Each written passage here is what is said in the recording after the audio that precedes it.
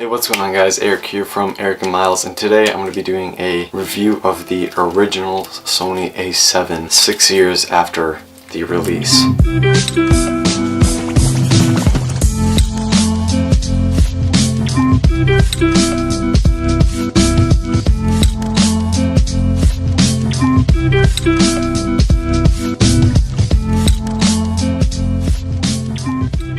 So this came out in 2013. Since then, two other versions of its camera have come out. Sony A7 II, A7 III, and off of those, A7S II, A7Rs, all of those two. So what I first want to touch on is the build quality. For Sony's first camera, I think this is really great build quality. I haven't had any trouble with it. I bought it used, so I was expecting it to be like kind of loose or whatever, but it's not too bad other than the lens mount. Every single lens I have has had this, so I don't think it's the lens's problem, but this, like this.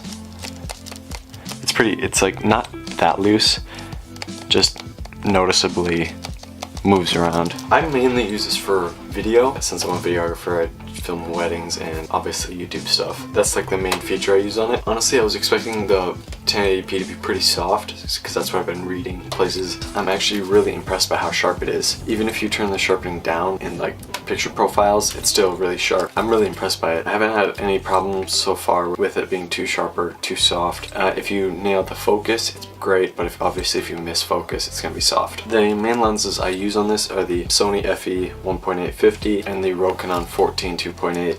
Those are my two favorite lenses, the two I use the most. I also have the kit lens 28-70, but I don't use that much anymore. I'm planning on getting the Sony Zeiss 24-70 f4. I think after this next wedding I'm shooting, I'm going to buy that. Video quality is really great. It doesn't shoot 4K, but that's not a really big problem to me. I don't shoot 4K ever. I haven't found any problems with that. Frame rates aren't the best, but they do well. The highest thing to go is 1080-60. I don't mind that. I shoot 1080-60 a lot, or 24 most of the time. 60 you can slow it down to 25 if you use optical flow and post. That does a world of change if you want slower than 40% slowed down. So next thing is photo quality. This is a 24 megapixel full frame sensor. With the right lenses you can get some awesome images out of this camera. The raw files are really great. You can bend them almost as much as you want. The low light is super good for photos. With some denoising and post you can do so much. It's incredible. I don't really see the reason to upgrade if you're only using photo for this. Like, I just don't see it.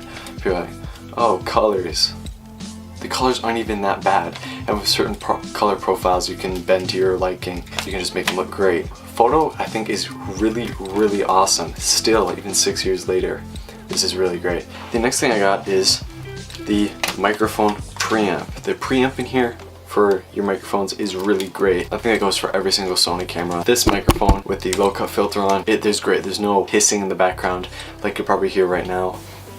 Hear that hissing, it's really terrible. I still have the low cut filter on and stuff. Preamp in this for video is awesome, and it does come with a headphone plug too, which I use for weddings and such when I need to check audio just to make sure it's not fuzzing or the mic's broken or whatever. And another thing that I see a lot of complaints about is the screen quality on these Sonys, and I don't really see why. I haven't really found anything wrong with them. They're really bright. Even in the daytime I haven't had any problems seeing the screen or anything, especially when it's up to my eye. The EVF is really great too. Automatic thing, so when you put your eye up to it, it'll shut off and take it off and it'll pop back up.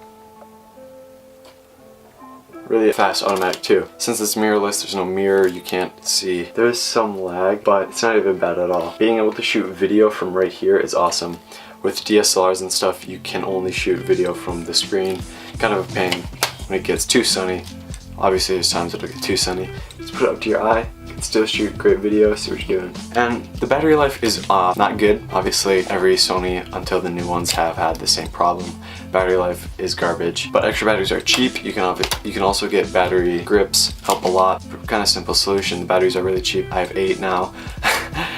Kind of seems excessive, but you know, when you're shooting an 8-hour wedding, you need that many. So yeah, that is the review with the Sony A7 original.